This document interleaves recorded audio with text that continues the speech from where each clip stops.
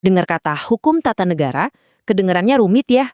Gimana kalau saya bilang ini tuh sebenarnya kayak blueprint cetak biru buat ngebangun negara? Lupakan deh buku-buku tebal, hari ini kita bakal bongkar bareng-bareng rancangan dasarnya. Jadi pertanyaan gedenya tuh ini, gimana sih caranya kita bangun negara yang kuat, adil, dan bisa awet turun-temurun? Mulainya dari mana coba? Jawabannya ternyata dari sebuah rancangan. Kita butuh banget seperangkat aturan main yang jelas, sebuah cetak biru yang kokoh. Dan inilah dia cetak birunya, hukum tata negara. Ini tuh fondasi yang ngatur semuanya loh, dari cara pemerintah kerja sampai hak dan kewajiban kita sebagai warga negara. Anggap aja ini kayak kerangka bangunan, biar negara kita nggak ambruk atau dibangun seenaknya. Oke, yuk kita bedah cetak biru ini. Ternyata, nih, seluruh struktur negara kita, negara Indonesia, itu ditopang sama 5 pilar fundamental. Penting banget. Kita lihat satu persatu ya. Kita mulai dari yang paling dasar ya.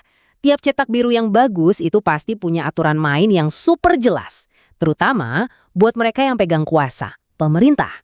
Nah, pilar pertama yang bakal kita lihat namanya asas legalitas. Ini nih aturan main nomor 1 buat pemerintah. Konsepnya tuh simple, tapi dampaknya luar biasa.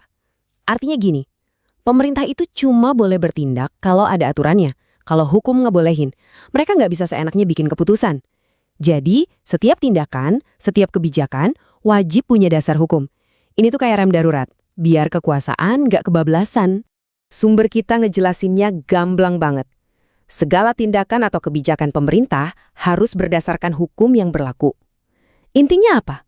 Hukum itu bukan cuma buat kita, warga biasa. Tapi juga, dan ini yang paling penting, buat pemerintah itu sendiri. Nggak ada yang kebal hukum. Titik. Oke, kalau ada banyak banget hukum dan aturan, pasti ada satu dong yang jadi bosnya kan? Nah, ini dia pilar kita yang kedua. Dan inilah bos dari semua hukum, konstitusi atau undang-undang dasar kita. Anggap aja ini dokumen masternya dicetak biru kita.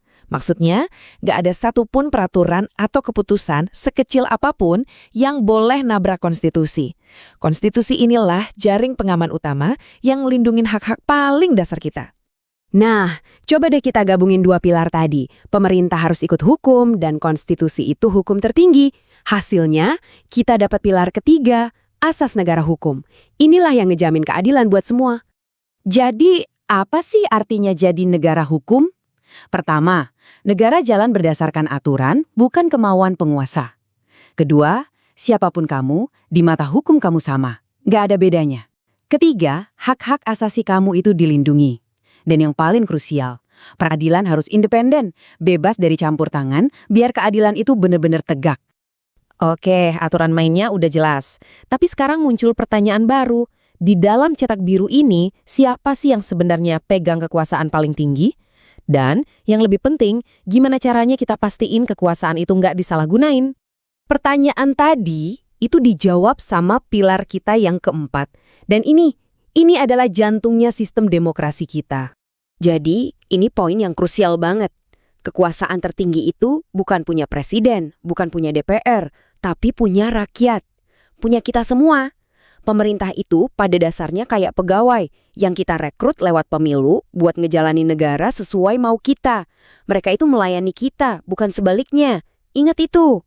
Dan pilar terakhir, ini dia mekanisme pengaman dalam cetak biru kita.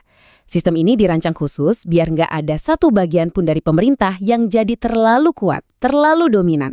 Gimana cara kerjanya? Dengan pembagian tugas yang super jelas.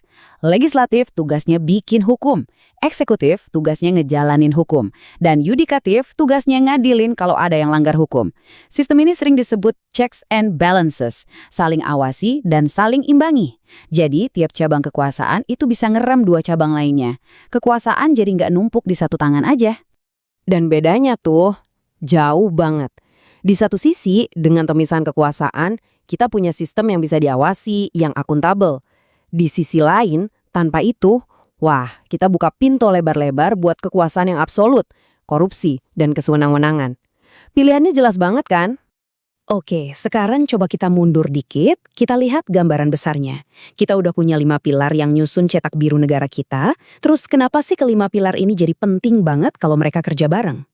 Nah, ini dia kelima pilarnya. Sumber kita menekankan banget kalau ini tuh bukan ide-ide yang berdiri sendiri. Sama sekali bukan. Mereka ini satu sistem yang utuh yang saling menguatkan satu sama lain. Kita nggak bisa punya negara hukum tanpa asas legalitas. Kita juga nggak bisa punya kedaulatan rakyat kalau nggak ada pemisahan kekuasaan. Semuanya nyambung. Pada akhirnya, semuanya itu mengerucut ke satu hal, persis seperti yang ditekankan di kutipan ini. Tujuan utama dari cetak biru ini, dengan kelima pilarnya, adalah untuk mastiin demokrasi kita jalan dan hak-hak asasi kita sebagai manusia itu terlindungi. Itu taruhan utamanya, besar banget. Jadi, kita tutup bahasan ini dengan sebuah pertanyaan buat kalian renungkan. Cetak biru untuk sebuah negara yang adil dan kuat itu udah kita punya. Pertanyaannya sekarang, sebagai warga negara yang katanya megang kekuasaan tertinggi, udahkah kita mastiin para arsitek dan pembangun negara ini benar-benar ngikutin rancangannya? Nah, itu pertanyaan buat kita semua.